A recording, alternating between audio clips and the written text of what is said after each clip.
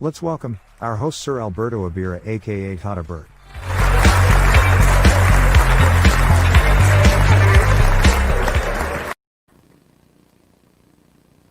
Mabuhay mga kababayan. Nandito na naman tayo. We'll be starting a new year with this happy faces and a glorious day for everyone. Today will be the second day of the festivities and merrymaking for the year-round celebration in the Philippines.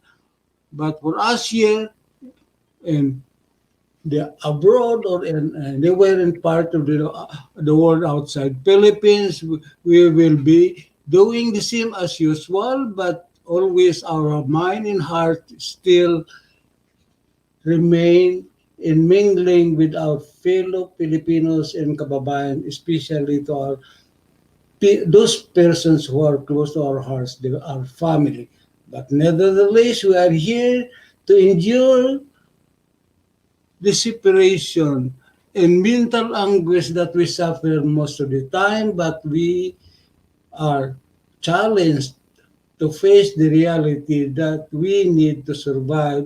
That's why we are here, because for the love of our family and community. So, we have to accept it. To have the time and again we complain to ourselves, but nevertheless, we have to challenge ourselves. We have to make sacrifices for the sake of our loved ones, our family. That is the very basic reason most of the time. While we are here, we have still to continue our life, be part of the community, be part of the activities, communicate and exchange ideas, and make volunteerism if it is needed. While we are here, in order to be exchanging ideas, participation is actively living togetherness of our fellow men in our surroundings, not because of it, they are our family, but they are our loved ones, anything that could happen. Good night, Tata Bert. Thank you, Jello. So, hello, School Donato. Thank you. Okay, and it's Chin Chang. Hello to everyone. Malo Belly. Hello, everybody. Tata Bert. Thank you. So, we are here listening again to my stammering words and incoherent, but sometimes I made a thought-provoking statement, but it's up to you to apprehend and comprehend whatever I mean to say, because sometimes I state nothing categorically, but sometimes double meaning words. But it's up to you. I know you are all educated person, and understand the proverbs and the saying that I could quote sometimes from the philosophers and writers, especially the American literature. So here we are. We have to adapt ourselves. So, as what they say, be a Roman when you are in Rome, but now that we are here in Montreal, especially in Canada, so we have to accept that we have to be staying home all the time because of the slippery road, and we will survive, because as of now, and the earliest 40s and 50s, they said only the Chinese could be found in every corner of the world. But now, we Filipinos are more likable like the Chinese. Also, there we are very adventurous, very daring to any phase of climate and circumstances. We would try and venture ourselves in order to seek the opportune and the experience, especially for the sake of our loved ones, again and again. Not for just for personal reason, but maybe few, but mostly are of this reason for our loved ones. So we have to endure. That's why we are built as resistance to any inclement weather that we'll be encountering wherever we are.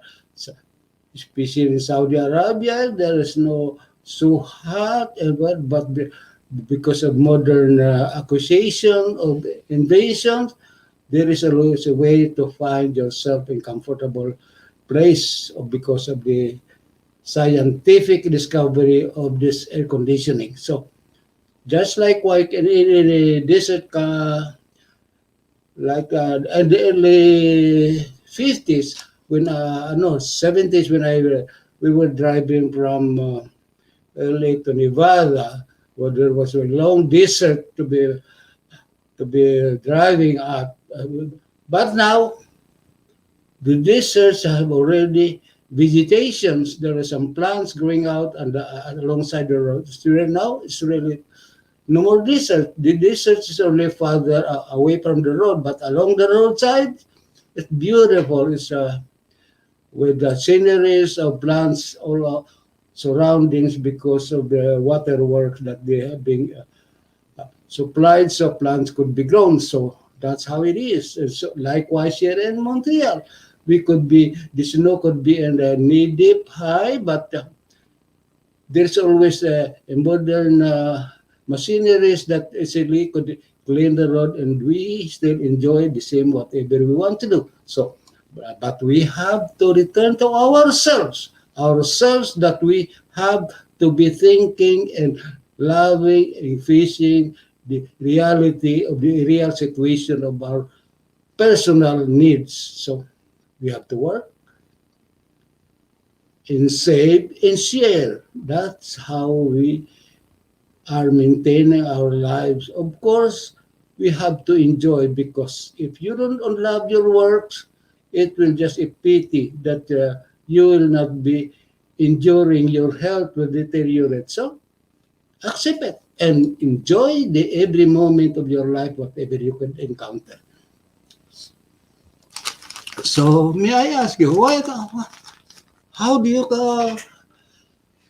compare yourself? How do you survive? Because every corner they are always complaining because of pandemic, everything was changed.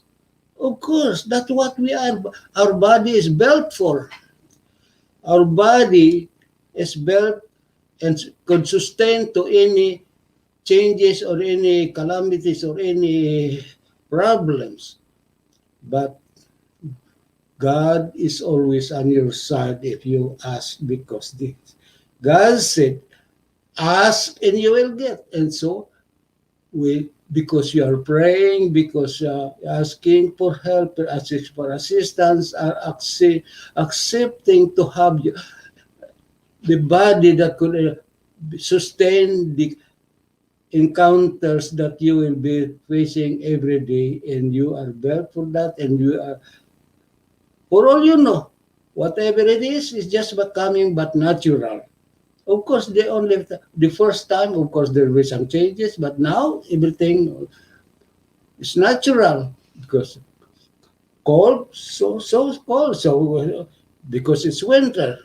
Likewise in the Philippines, so hardship and calamities, that's nothing. It's already natural because it's not accident anymore because it is seasonal.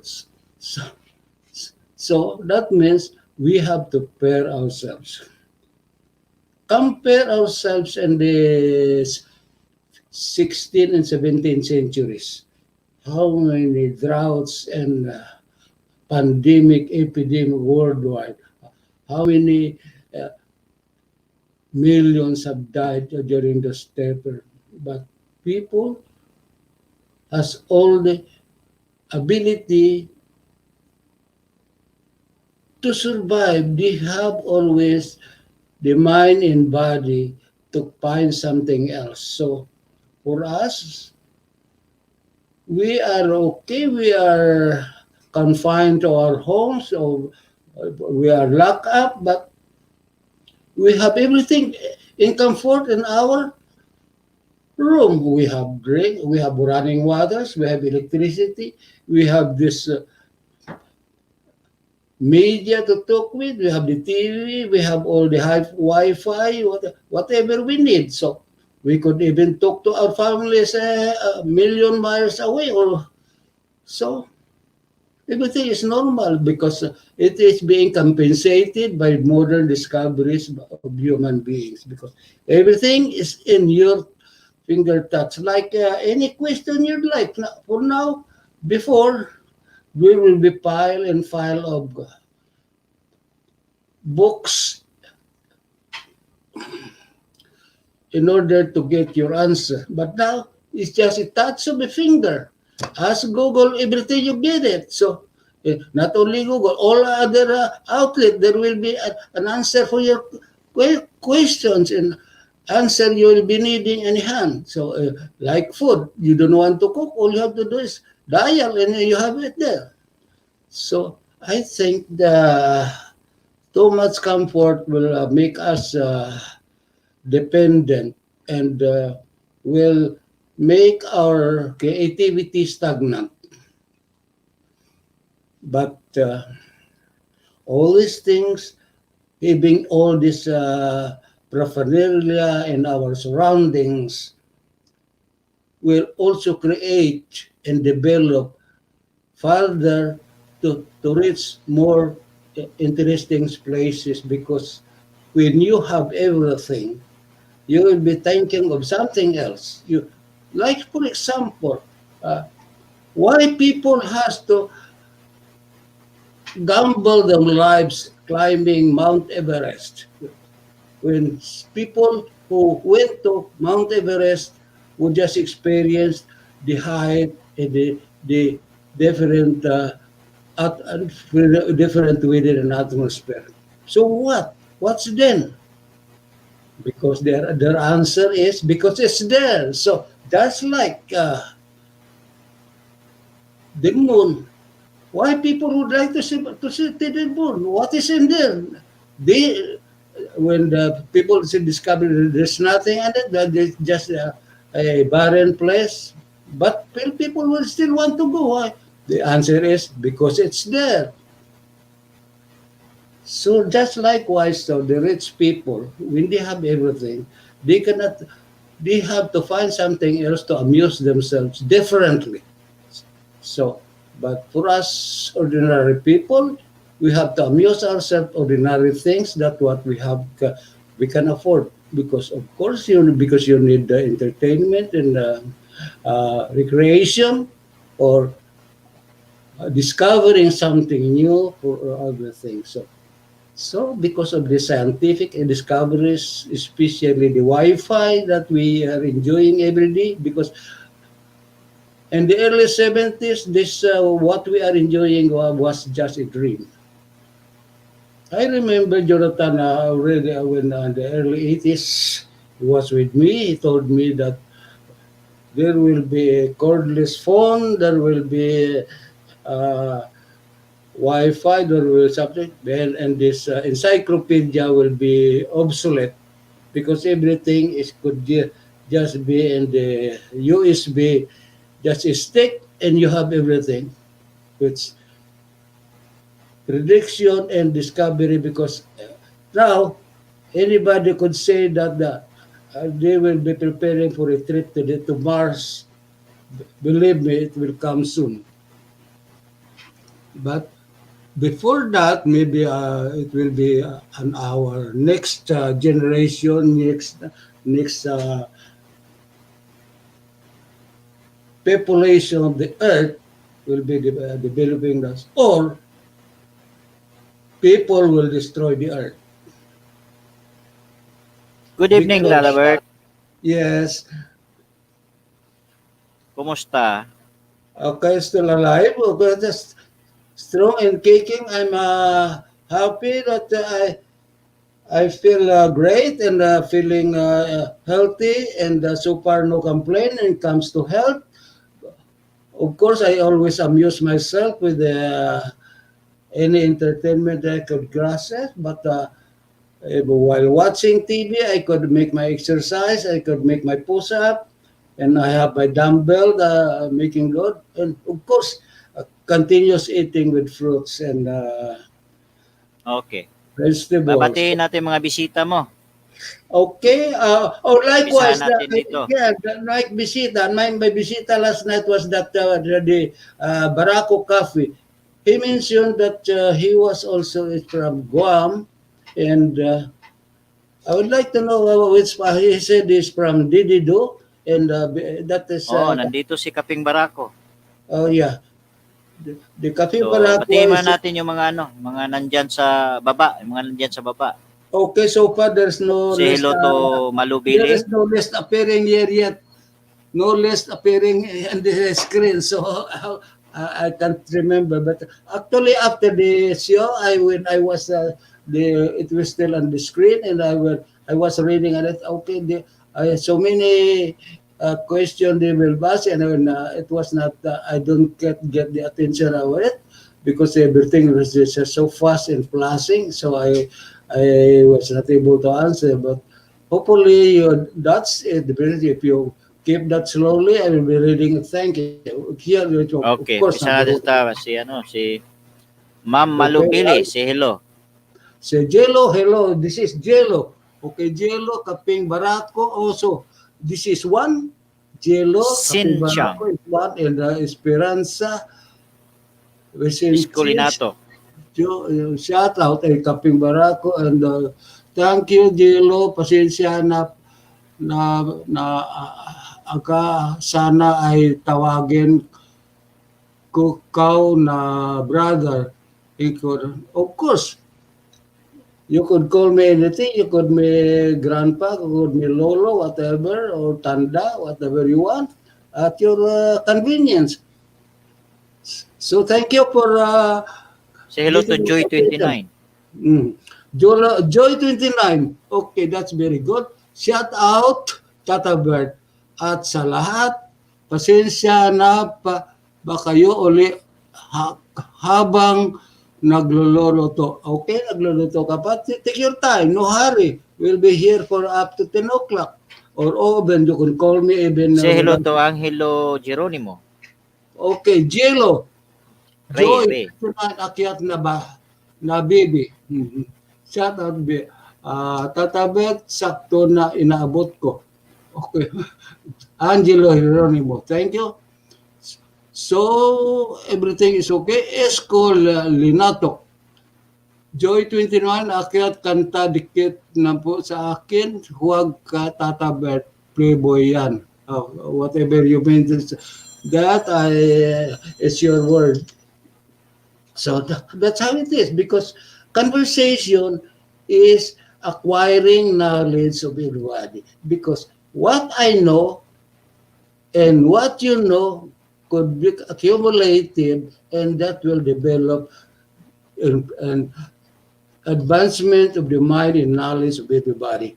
Because not only one person has the ability to grasp anything that is knowledgeable, or to apprehend anything that we could be facing each other, but you need some conversation or exchanging ideas to develop our mind and healthy body, because mind always control the body. So a healthy mind will be living in a healthy body, and that will make you stronger and healthier and the mind will be developing faster and active and will not be stagnant, because a stagnant mind will deteriorate fast. So keep it active, because don't idle yourself, because idle mind, the devil will easily occupy the space whatever you will be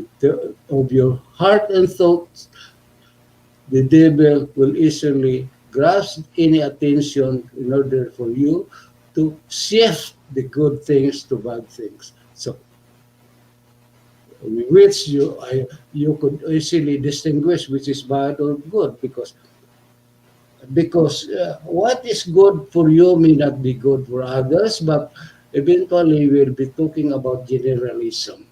So, so long as you think it's bad, don't do it to others because it's bad for you. Likewise, it will be the same as what you feel, what others is feeling, because they are also human, because you are human. So the feeling will always be mutual. So let's keep on communication, exchanging ideas, especially keep smiling, because the laughter is always the best medicine. So, and mind you, keeping preoccupied, that develops the mind and body healthier, because idle mind will deteriorate not only your spirit inability of functioning, but it will reactivate, it will enliven the life of every muscles of your brain in order to sustain the health of your entire body. So since the temple of the soul is your body, so healthy body could have a healthy soul. Healthy soul is always active, that will control your body and make you spirit lively, and will be avoiding temptations that could crush in it any moment that you'll be staying idle. Ito, So may sinasabi si likewise, Kaping Barako. Captain Barako, okay, thank you, Tata Iho, Bert. because Yan, basahin mo. I was in Guam. Maybe you'll be interested about Guam, because I was in Guam immediately after working from ABS-CBN. I was hired by a politician, a Filipino politician there. If you could remember the Oscar Delfin, who ran for a senator and won 3 times. And Sino daw kamag-anak mo sa Guam? because when I arrived there, I was hired as a ghostwriter of the politician. You know what is a ghostwriter? A ghostwriter is the one like speech writer, or Okay, actually sa ngayon, sinong kamag-anak mo na nandoon? I have my brother there. I was married in Guam, and Pangalan? there's a Pearl and Yati, something like that.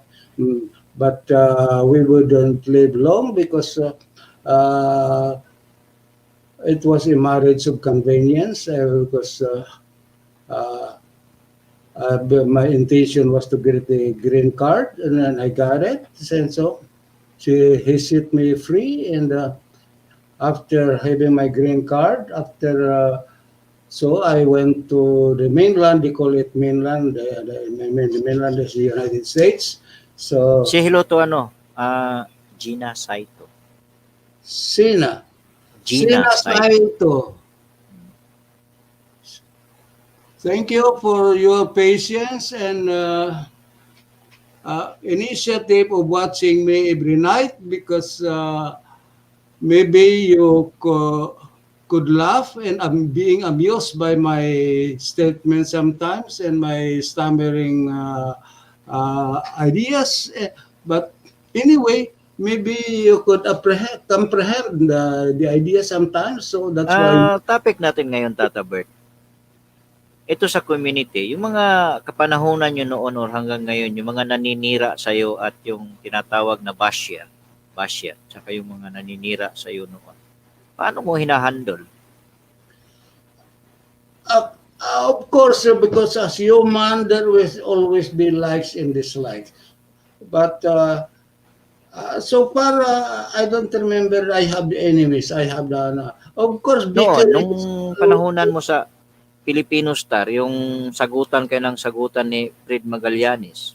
of course, because issues, because our only misunderstanding with Fred Magallanes last those years that every time I was busy making a solicitation of advertisement, upon publication, he immediately grabbed my advertisers and print it on his newspaper Tapos, without even the approval of the advertisers. And he has to show to the community that he has lots of advertisers. But when I asked these advertisers, they have no permission that that advertiser was to be printed on his newspaper. But he is happy already so long as it looks like the newspaper is full of advertisement. Because I was the first one to make the community paper here. Of course, it started with the Bulolakaw. And then meron ka ba bang copy na natago dyan sa bulalakaw na yan na sinasabi mo? because I rely on the National Library because all the National Library, nagtago sila ng kopya mo? Saan matatagpuan ng National Library? National Library in Ottawa because actually they are actually more of subsidizing the early papers before because all they have to do is make a little put their advertisement and then no matter how big or small, they immediately pay me $300 because they want so long as you give them a copy for the archives. So I know because for first 10 issues I was sending copies there for the archives for the library.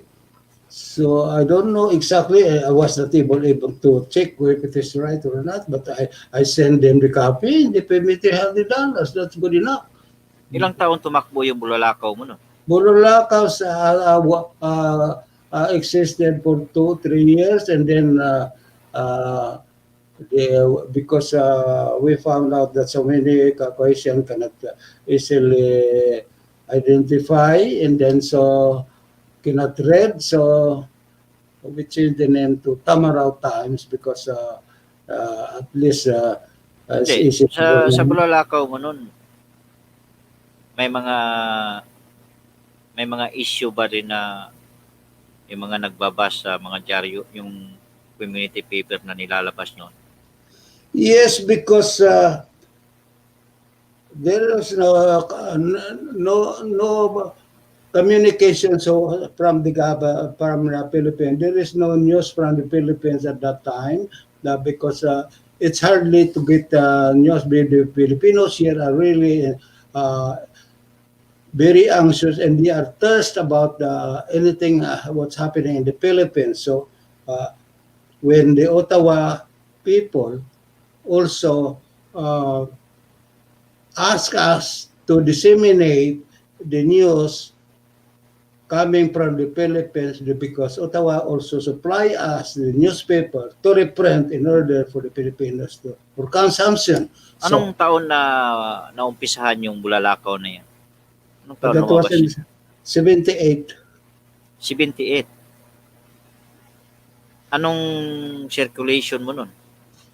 So I was because the community here before was not too small yet because I was printing only 2,000, 3,000 and then Sino-sino naman mga advertiser no na nag-support?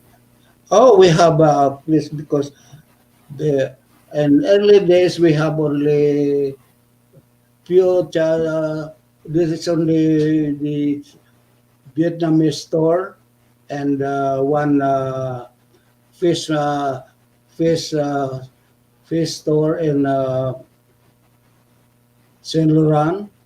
This is the Inkins, that is the Filipino food, Asian store, and then the Wildman, the fish market. So everybody is meeting there. I think Ramon was one of the employer of that Inkins before, and so and at that time, that's why I said that during those days, the early 70s and 80s, we are, every time we go home to the Philippines, we smuggled the bagoong or mango in our suitcase, but still cannot pass through immigration, and because the landing areas is in Vancouver.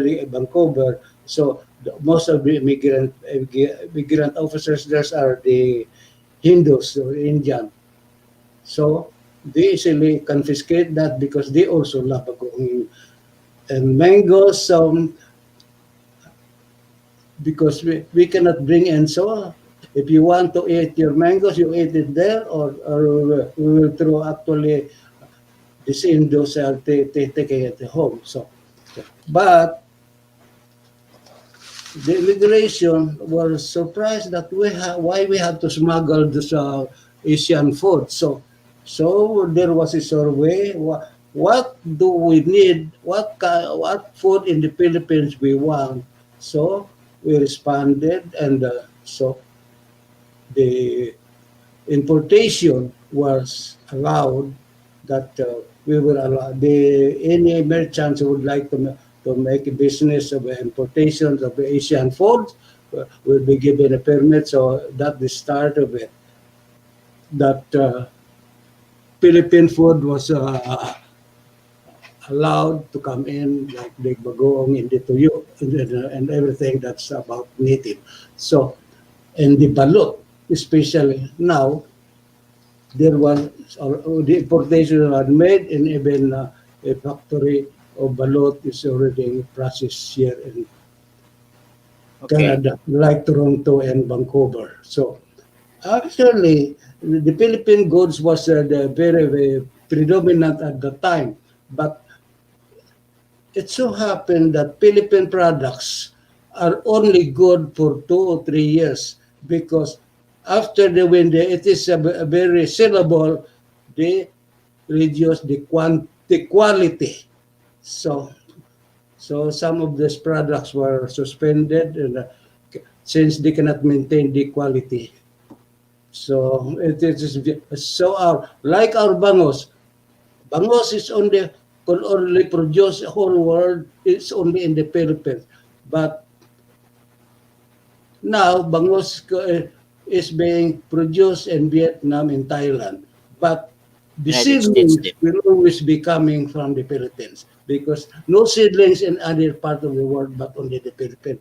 So they buy the seedlings from the Philippines and develop it or cultured it, and they're in Thailand or Vietnam. So, but now in the Vietnam and Thailand are the one exporting the bangos. These are the, likewise our Milagrosa. I remember I was still young, in early 50s, that Milagrosa was produced by the Los Baños agriculture, the UP agriculture, like the miracle rice. For the first time that Philippines was producing miracle rice, that only for the 3 months you could already harvest that Tata Bert, yes. sabi ni Kaping Barako, aakyat daw siya tapos makipag-sing along daw siya sa'yo. Lalaban ka ba? Ano was sick along, what did that? Karaoke. Uh, I Kakanta ka ba? am very poor singer. I would listen to you. Yes, I would like to listen to you, but yeah, why not? This is a variety show in a way. Marunong ka Anything. ba kumanta, Tata Bert? Kumakanta ka When ba I rin? was, yeah, actually, when I was a graders, I was always invited to sing on the stage, but since then, Ano naman mga kinakanta mo? Sino-sinong mga kinakanta mo? Like Frank Sinatra? Sino ba sila? I don't know, mostly the condiments, the unknown, the ballads. Mga Tagalog ba kinakanta mo o English? Yes, mostly Bisaya, Ilonggo. Yeah. So Ay, Longgo. I don't know. Actually, I don't remember even the wordings. I just to listen. Yes, I love to listen. My favorite music vocalist is Matt Monroe, and then and lately I was I saw this Juan Carlos is good. So Juan Carlos, sino to? Juan Carlos, the Filipino Carlos Reyes? Juan Carlos band or but he's a good vocalist. A singer. He's been in YouTube all the time. You could check your YouTube. Juan Carlos is there. Tata Bert, noong 1970s, ano daw ang pinaka-famous na product ng Pilipino na dumating dito? Na nakarating dito? Okay, Panahonan mo. actually almost all the products because we Filipinos Ano? make a list of this dying, the tuyo, the ibagong, all this tinapas, and of course some frozen from preserved fruits, okay, like mangoes, and because those are before was preserved, so before they could reach it here, so that's why it has to be preserved or bottled. Okay. Balik tayo sa Tamaraw. Sa Tamaraw mo, yung pinakaunang dyaryo mo na Yeah. nailabas dito noong 1978. Sino-sino yung mga kasama mo nun? Kasama mo ba yan si Fred Magallanes nun? No. Ang kasama ko, of course, Tony Barangay, si Dick Ribaya, si Dick Ribaya. Magigad, Dick Ribaya, Dick Magigad, and Jake Magigad.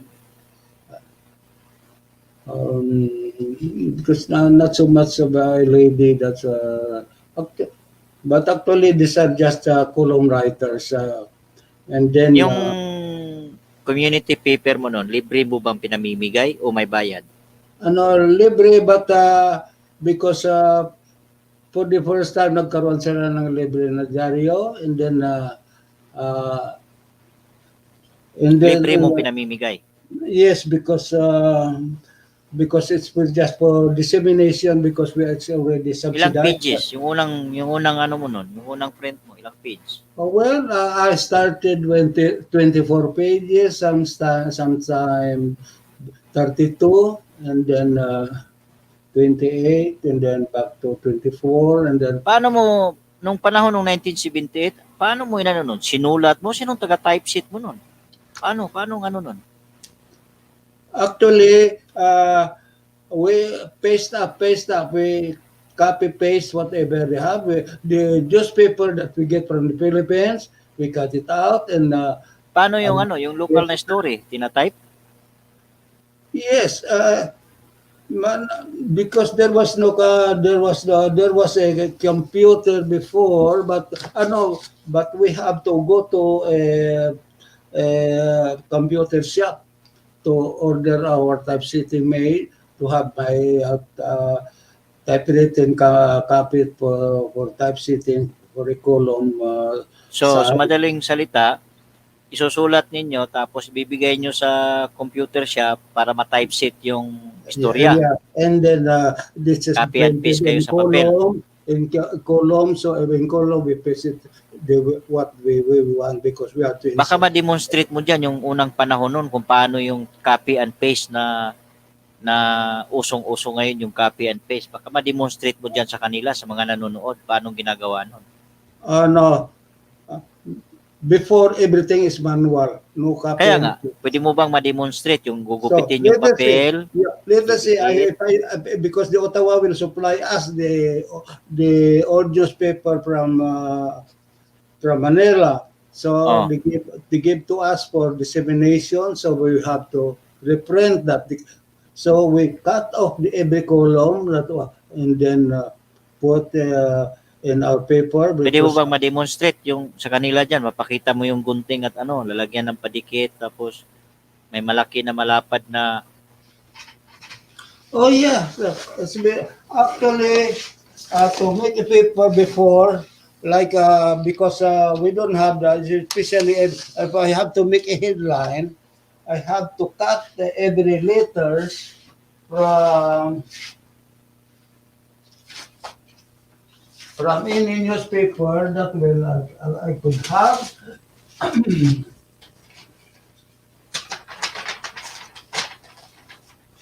Because this is the paper from Manila. If Tapos, if I have to reproduce this news, I have to cut that off and by scissors, and then actually, yan, pakita mo sa kanila yung ginagawa natin. so let us say this is from Copy paper and paste. from Manila. This is paper from Manila, and I want to have it republished in Montreal Okay. in my paper. So I cut this off, Okay. and then if I am interested on this one, because you Yan have ang to know tinatawag na cut. what- Saan mo ipipaste ngayon yan? well, yeah, what interest you have to have to know. You have to know what the Filipinos are interested most, of course. So, Saan natin ipipaste ngayon yan? Yung nakat mo na. so you have to gather these are all the materials you want. So, Okay. so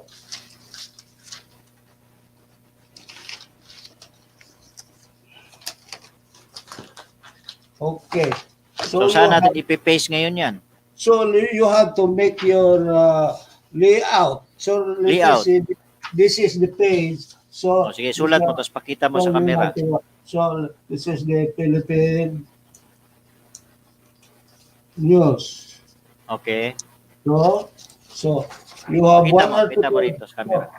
So you have at least 5 columns.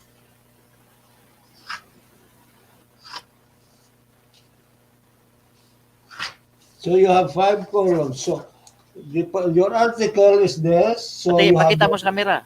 Yung okay, so this is the thumbnail. This is what we call it thumbnail because this is not the actual size. This is just a small, because the paper is this, but since I don't have the big paper to work on it, so this is the thumbnail.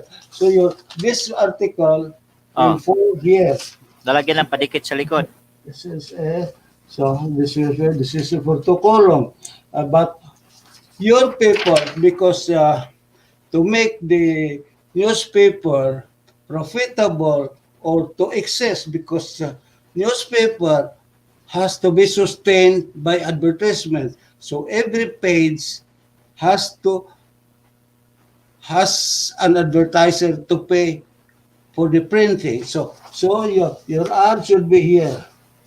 So that is a proportion to make the paper sustainable. So you have at least 3/4 of will be an advertisement.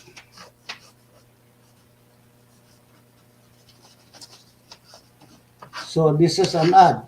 So this is only space for the text. But in order to have your page attractive, you have to put some breaker. The breaker, good breaker, will be a photograph. Let's see. What good photograph would be if this is the story of politics? Of course, you put the president there or the opposition, whatever. So that house Okay. to balance the paper and get the attention in order the paper to be read. So this will be happy because while they are interested in that political celebrities or actor and actresses, they cannot fail to notice this Okay. So yun, advertisement. nagupit mo na. So paano ngayon yung nagupit na istorya? Yung nagupit mo na istorya na naka-typeset? Saan mo ididikit ngayon yan? Didikit mo dyan Okay, ngayon. because because if you have to mix with the local, because this is foreign, maybe Filipinos, so you have to put a local news to balance the local news, let's say FAMAS or UPS. So So ngayon, hindi. Kung So gusto you natin have ipakita because sa of mga the- nanonood, yung cut and paste. Yung cut and paste na ginagawa mo noon. So yan, ipipaste mo. Pakita mo. this, Ipipaste mo yung ginupit mo. na-paste mo yan, okay? The ad is Pagkatapos here. na ma-paste ngayon, saan mo dadalhin yan? So let us say if you have already, let us say at least the minimum is 20 because in a newspaper it has to be divisible by 4. Why 4? Okay, divisible ng 4. Okay. Yeah.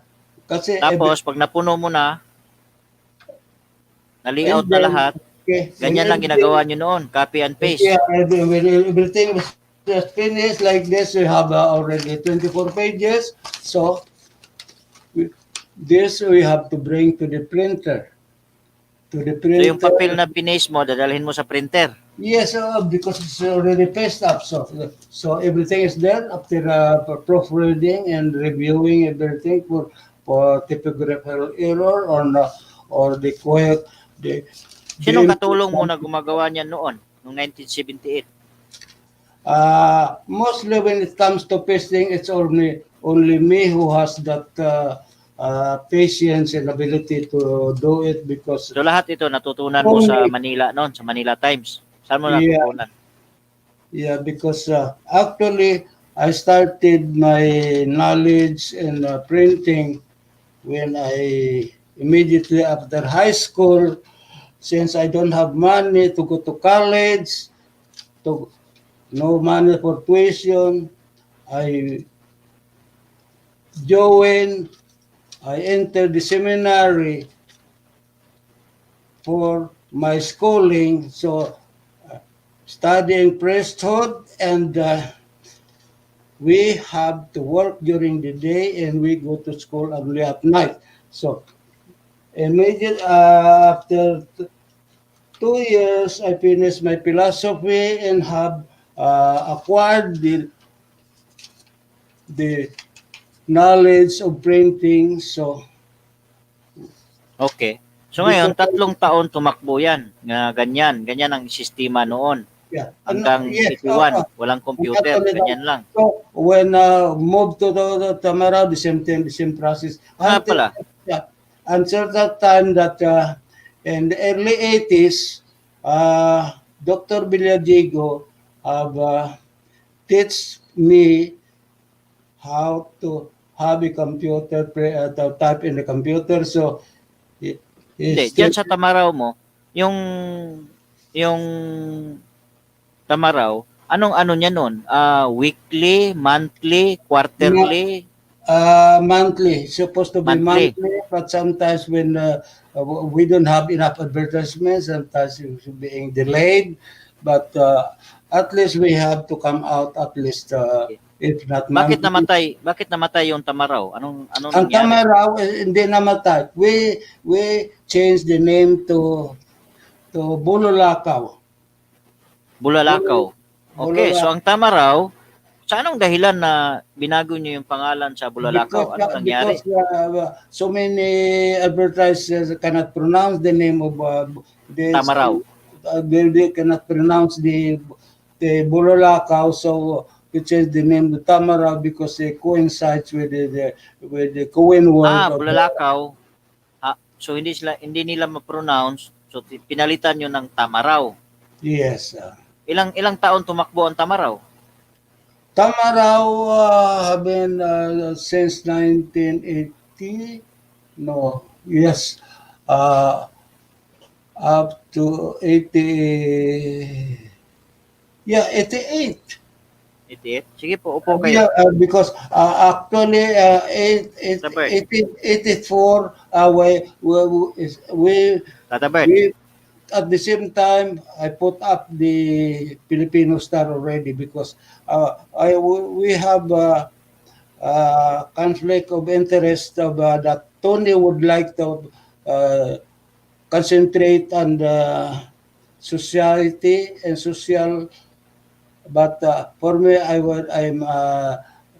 been leaning of sports activities, so we Una po kayo, Tata Bert. Tata Bert, upo, Yeah. okay. Upo kayo para makita kayo sa camera. So Yeah. hanggang 88 yung Tamaraw. Hanggang Yes, because 5 years before that, we have two papers already. Tamaraw is run by Tony Fernandez, and I make a Filipino Star. bakit kayo gumawa ng Filipino Star? Anong nangyari?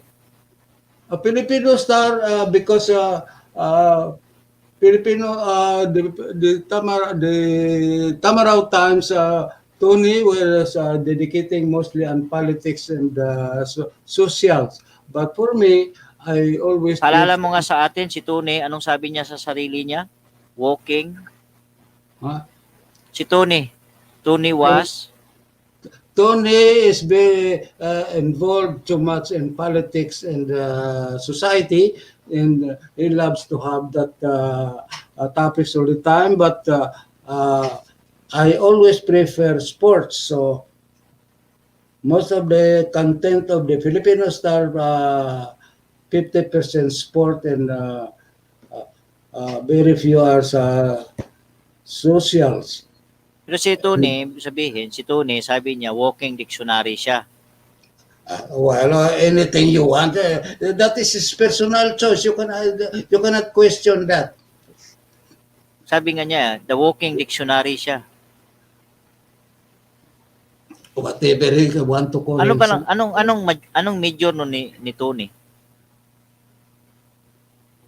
I don't know. Abogado, teacher, No. It's just a commerce graduate, I guess. commerce. Hmm. Okay. So, nung he has lumabas also- na yung Filipino Star mo, ilang taon So- tumagal yung Tamaraw? Uli. Tamaraw died in natural death because Tony he could be a good writer, but he's not a production man. So Okay. I help him every time he has to put up the paper. I help him make to paste up in the So, layout. namatay yung Tamaraw dahil wala siyang support. Yes, of course. And he cannot get an advertiser. So Okay, babalik tayo. Fred Magallanes, anong taon yan pumasok sa publication?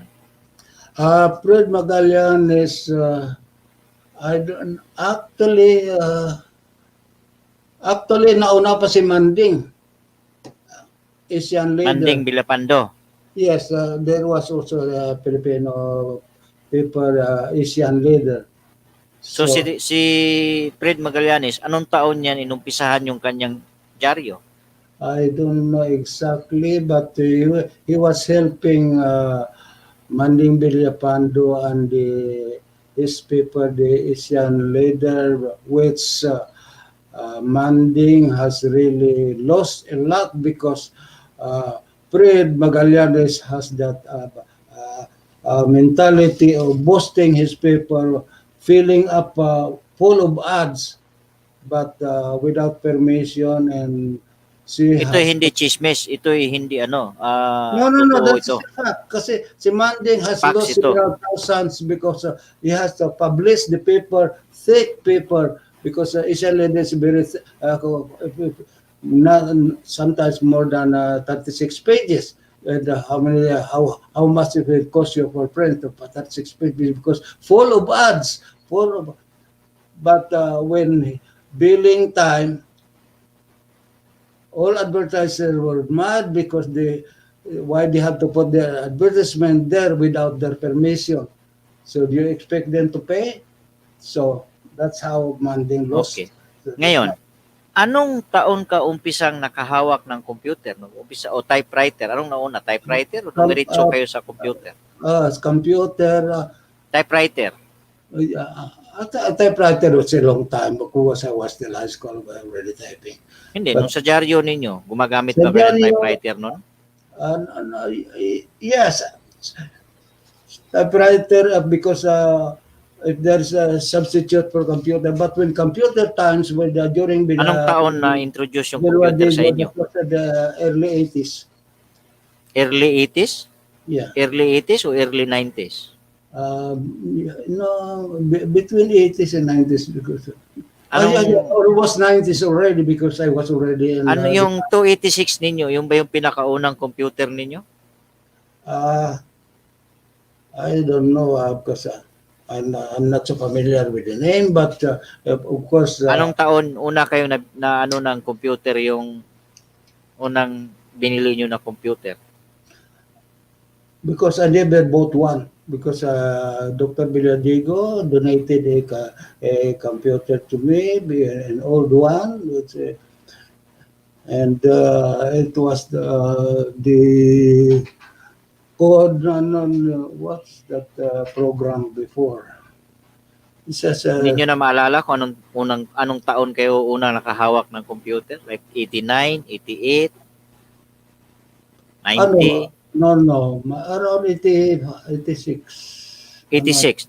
Nakahawak na kayo ng computer. Yes, oh, Wala pang internet noon. wala pa. So ano lang ginagawa nyo sa computer noon? Paano yung anong nakikita mo sa computer noon? So just at least he taught me how to make columns, how to make types, how to use the computer, and then how to connect to the printer. But eventually, most of the self education I made because Dr. Villadigo is also busy on his clinics, but he being a computer class teaching the Filipinos, especially the immigrants, the caregivers, but for free. So how could you live and everything is free? But we survived, and So yan ang ano noon, dyaryo noon. yes, Copy and paste. yes. Cut and paste. You cut and paste, but not in the computer, but actually manual cut and paste. So you cut the paper and paste on your layout. That is the cut and paste before. But most of the time, if I have to make a headline because I don't have that computer that print the big letters, so I have to pick up the Gazette and check the letters from the headlines and cut letters by letters and paste it together to complete my word of the headline. So how long it will take to make? So for one headline, let us say Wala ba kayong was inducted in 2019, so I have to cut that letter, every letter from the newspaper in order to complete that name.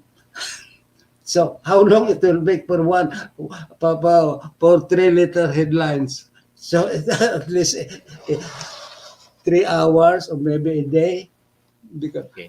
sometimes we have to make you have to draw it by hand. So it's paano yung ano nga pala? O nga pala, very- paano yung layout ng mga advertiser noon? Sinong gumagawa? Yung layout ng advertiser?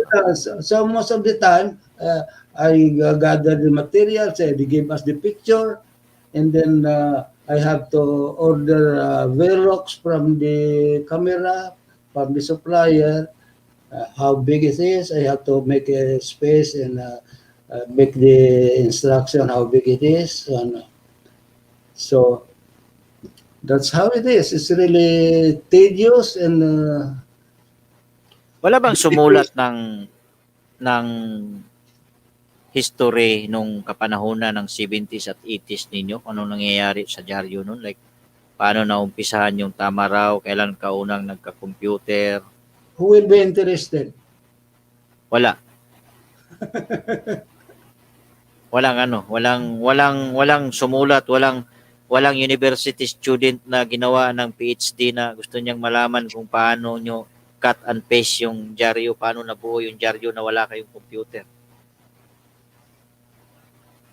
No, the Concordia University is very helpful at the time because they sometimes give a seminar for those beginners who would like to get to know about news. Hindi, yung sumulat ng istorya tungkol sa ginagawa nyo na ganyan na paano nabuo yung dyaryo. Wala. Well, but actually, several times that journalism students came, interview me several times, and I don't see any copy. Wala kayong kopya. Okay. Alright. So bukas uli, malapit na tayo mag-lockdown, Sabado, alas 8 ng Montreal Eastern Time, oras na hilo ka dyan sa mga yung GKB 47, Cell 2730 na pumasok. Okay, Alam na tayo. Thank you. And